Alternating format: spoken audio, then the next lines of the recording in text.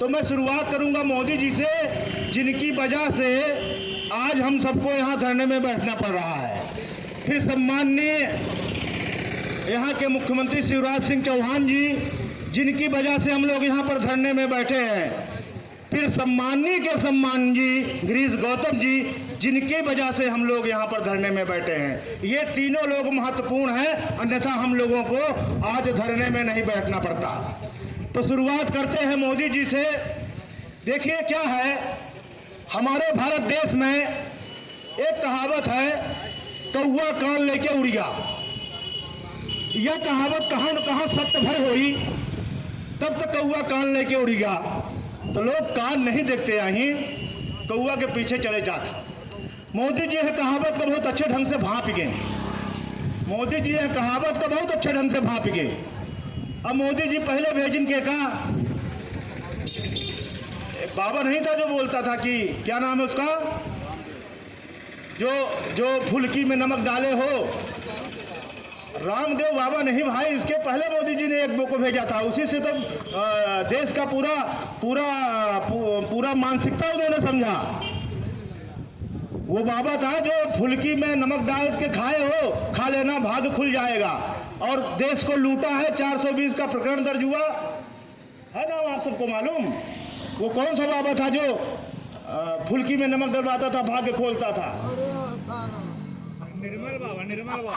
हाँ, निर्मल बाबा, निर्मल बाबा, निर्मल बाबा।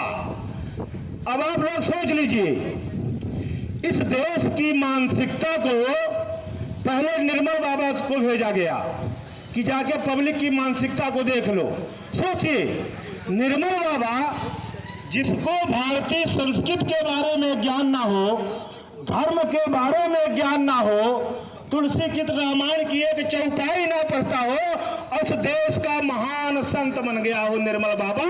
TV channel में आकर के कितने लोग जाते थे, लोग उसकी मूर्तियां टंगाते थे, और फिर बाद में पता चला कि ये तो टीवी चैनल वालों की साठगांठ से उसको इतना प्रचार मिल रहा है। हमारे देश की जनता टीवी चैनल में इतना विश्वास कर रही है, तो निर्मल बाबा जो को जेल भी जाना पड़ा, अब उसकी दुकान बंद हो गई।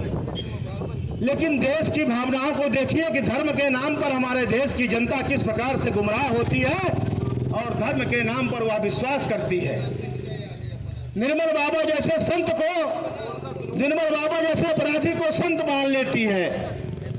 अब आप सोच लीजिए, लेकिन बाद में तो पोल खुला ना, बाद में जेल जाना पड़ा। यही हाल मोदी जी का भी होगा, मैं बता दे रहा हूं। यही हाल मोदी जी का भी होगा। मोदी जी की सत्यता की जानकारी हम जैसे लोग जब चिंतन करते हैं तो ये पाते हैं कि इस भारत देश में मोदी जी जैसा मक्कार प्रधानमंत्री ना हुआ है और न कभी होगा, ये हम लोग चिंतन में पाए हैं। साथियों, खजाना खूब था। मनमोहन सिंह आर्थिक रूप से देश को काफी मजबूत किए थे। मोदी जी ने जनता को गुमराह करके निर्मल बाबा जी जैसे सामने किराए के लोगों को बैठाकर उन्होंने ताली बजवाई, मोदी मोदी मोदी। एक शब्द का 100 रुपए देते थे, एक बार मोदी बोलने का 100 रुपया। ये रिपोर्ट आई है, जो सामने लोग बैठ करके मोदी मोदी, अरे लाल बहादुर शास्त्री जैसे नेता का नाम नहीं लिया गया। देश में इंदिरा गांधी जी जैसे का इतना प्रचार नहीं हुआ, क्योंकि कांग्रेस प्रचार नहीं करवाती। इनके द्वारा जो कारपोरेट जगत होता है उसको ठेका दिया जाता है कि सामने इतने लोगों को बैठाओ कि मोदी मोदी बोले, तो एक बोलने के लिए 500 रुपया, 1000 रुपया दिया जाता था। तो जनता समझी कि वाह, मोदी का तो इतना बड़ा प्रचार, तो पूरे देश में मोदी मोदी चलने लगा। ये जो भीड़ निकलती है, पोस्टर बैनर लगाए जाते हैं, तो जनता को गुमराह किया जाता है। अब हम सबको बड़े चिंतन की आवश्यकता है। अब आप सोचिए, और मैं प्रमाणित करके बताऊंगा आपको इनकी चाल को, इनके चरित्र को, कि किस प्रकार से इनका चाल और चरित्र यह है, जनता को तबाह करो, जनता को तबाह करो, और जब जनता तबाह होगी भुखमरी होगी, बीमारी होगी, तो जनता फिर 200-500 में अपने वोट को बेचेगी और हम जितना भी अत्याचार करें वह विरोध करने लायक नहीं बचेगी। इसलिए ये इस प्रकार से करते हैं कि जनता विरोध करने लायक ना बचे। लेकिन यह नगरी भगवान शंकर की है, बोलिए शंकर भगवान की। तो साथियों, मैं जो कहने जा रहा था, मोदी की करतूत को समझे। मोदी की जो करतूत है, तो उन्होंने आते ही क्या किया कि देश के लोगों को तबाह करने के लिए क्या कहा उन्होंने, देश के लोगों को तबाह करने के लिए क्या किया, पहले उन्होंने नोटबंदी कर दी। आते ही कोई, अब आप ये सोचो, जो आदमी बैंकिंग नहीं जानता, जो आदमी 5वीं पास का प्रमाण पत्र जिसके पास ना हो, वो देश में आते ही नोटबंदी कर दे, क्या इसका प्रमाण है? इसका प्रमाण सिर्फ यही है कि नोटबंदी से जनता तबाह होगी। तबाही के लिए नोटबंदी की गई और जनता तबाह हुई। जिनके नए रोजगार थे उनके रोजगार समाप्त हुए, कई बेरोजगार हो गए, कई हमारे युवा साथियों ने आत्महत्या कर ली इनकी नोटबंदी के चलते। और आप लोगों ने देखा है कि लाइन में लगे हुए लोगों का, कई लोगों का हार्ट अटैक भी हुआ। इस प्रकार से कई लोग बीमार थे, उनके पास पैसे की व्यवस्था न होने से मृत्यु हो गई। नोटबंदी का परिणाम ये हुआ। शर्मा साहब, मैं कोई गलत तो नहीं बोल रहा हूं, मेरी प्रमाणित बातें हैं। तो जनता की तबाही। फिर दूसरा, इन्होंने इनकी जो योजनाएं मैं बता रहा हूं आपको, इनकी योजना 3 योजनाएं हैं। फिर उन्होंने स्वच्छ भारत योजना निकाली। स्वच्छ भारत योजना में जितना भी घपला हो सकता था, अपने दलालों को जितना लाभ पहुंचाना होता था, उतना इन्होंने खूब पहुंचाया। आज आप शहर में जाके देख लीजिए, स्वच्छ भारत का लाभ तो आपको आपके देव तालाब में नहीं मिला। भगवान भोलेनाथ की नगरी में तो आपको स्वच्छ भारत का लाभ नहीं मिला। जाकर के देखिए, गंदगी का आलम आज भी है। मेला लगा हुआ है, सावन का महीना है, पूरे देश विदेश के लोग यहाँ आते हैं। यहाँ स्वच्छता आपको नहीं दिखती, लेकिन स्वच्छ भारत के नाम पर यहाँ भी लाखों करोड़ों रुपए का घोटाला हुआ है। सूचना के अधिकार में हम सबने लगाया है। 2-4-10 दिन में आएगा, प्रमाण के साथ बताऊंगा कि स्वच्छ भारत में, देव तालाब में भी लाखों अरबों खरबों का घोटाला हुआ है। फिर दूसरी योजना इनकी आई, स्मार्ट सिटी। हम लोग सोचे कि भाई स्मार्ट सिटी बन रही है, रीवा नहीं था, रीवा जिला नहीं था, तो हम लोगों ने काफी प्रयास किए, हल्ला हंगामा किए कि स्मार्ट सिटी में रीवा को भी जोड़ा जाए। लेकिन ये नहीं मालूम था कि स्मार्ट सिटी के नाम पर लूटने की योजना है। स्मार्ट सिटी का हम लोग समझे थे कि स्मार्ट सिटी बन रही है तो शिक्षा, स्वास्थ्य और सुरक्षा की व्यवस्था होगी। शिक्षा, स्वास्थ्य, सुरक्षा की व्यवस्था होगी। हमारे नौनिहाल जो बेचारे यहाँ वहाँ पढ़ने जाते हैं, उनको सबको पढ़ने की व्यवस्था हो जाएगी। तो साथियों, आप सब लोग देख रहे हैं कि रीवा जिला में स्मार्ट सिटी का पैसा तो आया, लेकिन पैसा कहाँ गया, ये फिर से घूम फिर करके भाजपा कार्यालय के कोषालय में जमा हो गया। पूरे देश के स्मार्ट सिटी का पैसा भाजपा के कोषालय में जाता है और उसकी जांच क्यों नहीं होगी? उसकी जांच अभी नहीं होगी। इनकी पोल कब खुलेगी? जब कांग्रेस की सरकार केंद्र में आएगी, जब प्रदेश में हमारे यहाँ की सरकार आएगी, तब इनकी पोल खुलेगी। अब सोचिए, जनता आज तबाह क्यों है? पूरा पैसा जो कांग्रेस ने संचित करके रखे थे, सोना वगैरह सब इन्होंने बेच लिया। देश जो कर्ज में नहीं था, आज केंद्र सरकार ने कर्ज लेके रखा हुआ है। 100 गुना कर्ज में देश डूब गया। प्रदेश सरकार कर्ज से चल रहा है। अब कर्ज लेकर के प्रदेश सरकार का ब्याज भरा जा रहा है। सोचिए, ये बातें बिल्कुल सत्य है। कर्ज लेकर के प्रदेश सरकार का जो कर्ज था पुराना, उसको ब्याज को भर रहे हैं। इस 20 वर्षों में शिवराज मामा ने मध्य प्रदेश को लूट लिया और लुटवा लिया। अब ये लोग भागने के फिराक में है। मैं बताऊं आपको, क्योंकि जो इनकी सोच है ना, इनकी सोच में प्रमाणित करूंगा कि पाकिस्तान और तालिबान की है। प्रमाणित इसलिए है कि जो राजा, जो प्रजातांत्रिक देश है, मुख्यमंत्री और प्रधानमंत्री यदि कानून को नहीं मानते हों, संविधान को नहीं मानते हों और संविधान के खिलाफ चलते हों, हमारे देश में न्यायपालिका सर्वोपरि है, न्यायपालिका को दबा के रखते हों, उस देश का राजा कभी भी भारत में नहीं टिक सकता। क्योंकि ये जो बुलडोजर प्रथा है, ये कानून से दंड इनको मिलना चाहिए। और जब बुलडोजर चला करके दंड दे रहे हैं तो कोई निर्दोष को भी दे रहे हैं, दोषी है कि नहीं है इसका बिना प्रमाण कह दे रहे हैं, तो ये भागने की फिराक में है। ये आप लोग जान लीजिए, जिस दिन कांग्रेस की सरकार बनेगी तो इन लोगों का पता नहीं चलेगा, चाहे केंद्र के हों और चाहे प्रदेश के हों।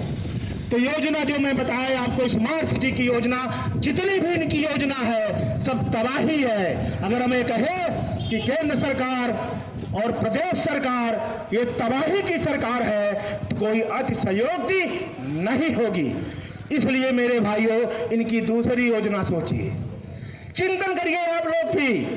दूसरी योजना इनकी आयुष्मान योजना है, आयुष्मान स्वास्थ्य योजना। आप लोगों को मालूम है कांग्रेस सरकार ने शिक्षा में, स्वास्थ्य में, सुरक्षा में, न्याय में जो कदम उठाए थे, इनको अच्छा नहीं लगा। प्रत्येक ब्लॉक में कांग्रेस पार्टी ने हॉस्पिटल खोले थे। अगर इनको ये लगता कि ब्लॉक में हॉस्पिटल है, उन हॉस्पिटल को हम सुरक्षित करें, उन हॉस्पिटल में हम डॉक्टर दें, उस हॉस्पिटल में हम नर्स दें, हॉस्पिटल में हम दवाई दें, तो गरीबों का उपचार होगा। तो इन्होंने ऐसा नहीं किया। आयुष्मान योजना बनाए और ये योजना कहाँ दिए? प्राइवेट हॉस्पिटल में। और प्राइवेट हॉस्पिटल किसके हैं आप लोगों को मालूम है?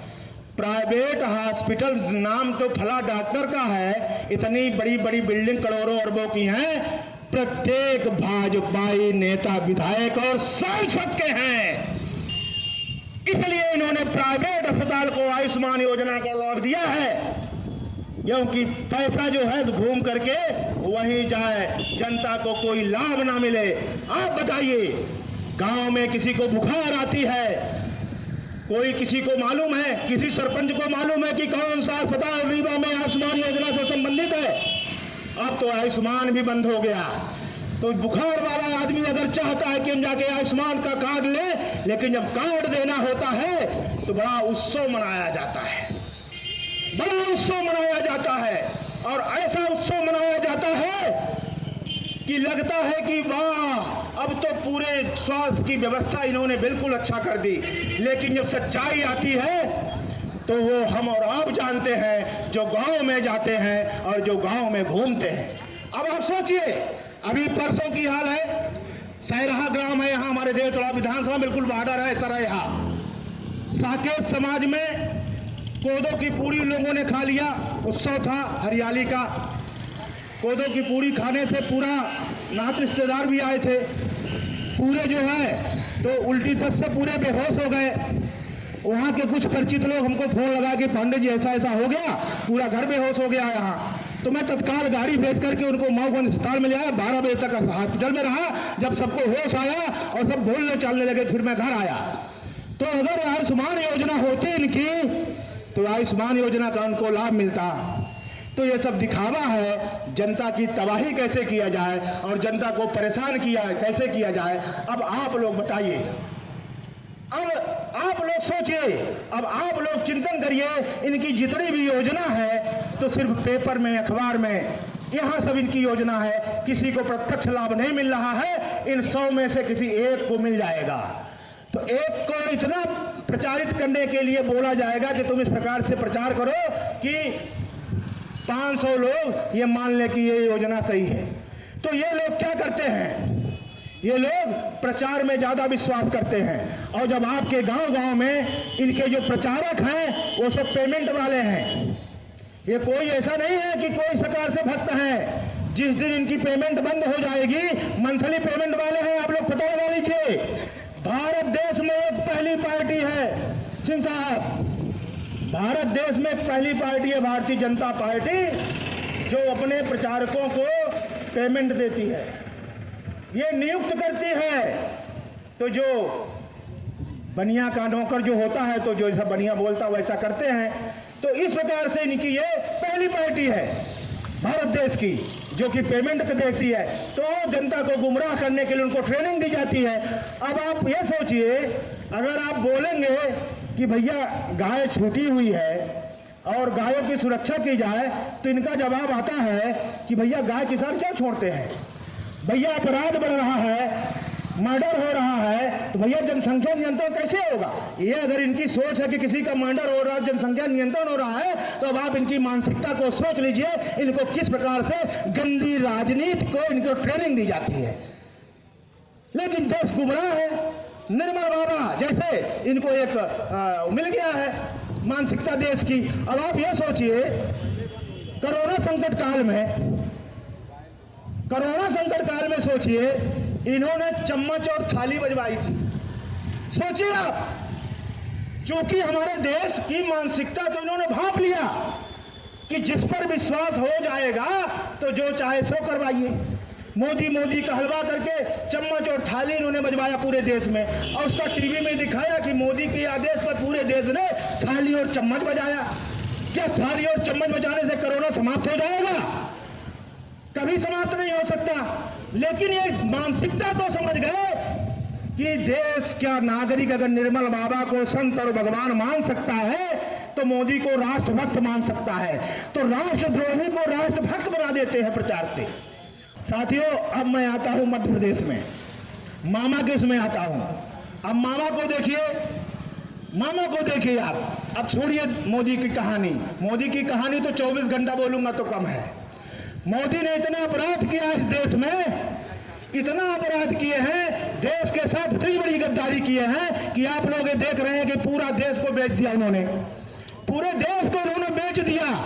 और आज अगर आप रेलवे स्टेशन में जाएं, शहर के बड़े रेलवे स्टेशन में अगर आपकी ट्रेन 2 घंटे लेट हो गई है तो आपको बाथरूम जाना है, अगर आप 5 बार बाथरूम चले गए तो 50 रुपए बाथरूम का देना पड़ता है। यह मोदी सरकार का विकास है। पूरे देश को इन्होंने बेच दिया, लेकिन अभी भी मोदी मोदी मोदी मोदी मोदी ये देश में चल रहा है। गुमराह करो, परेशान करो। अब आप सोचिए, देश को बेचने के बाद इनकी हिम्मत को देखिए, इनको अभी भी लगता है कि हम देश में राज करेंगे, लेकिन अब ऐसा नहीं है। अगर आपका भाई प्रवीण पांडे ये समझ गया है इनकी मानसिकता को, तो यहाँ पर आप सब लोग समझ गए हैं कि ये देश को गुलाम बनाना चाहते हैं। ये जो मुखबिरी करते थे अंग्रेजों की, इनसे देश का भला होने वाला नहीं है।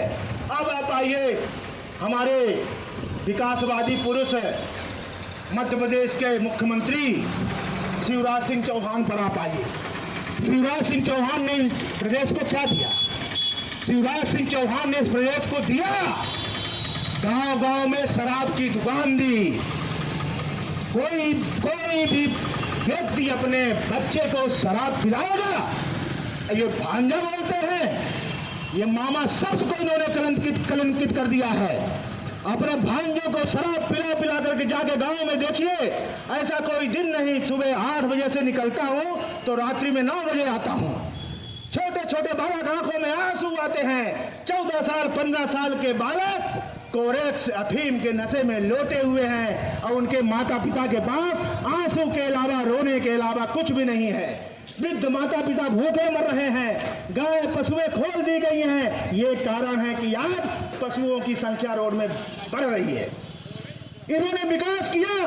अब यहाँ पर ये गांव आपका है सलैया गांव में यादव समाज है। यादव समाज की 30 बकरियां ले गए। सोचिए, आज तक ऐसा आपने कभी देखा है? 30 बकरियों की चोरी हो गई। तो यहाँ पर अराजकता का पूरा माहौल है पूरे प्रदेश में, देवतला विधानसभा में नहीं।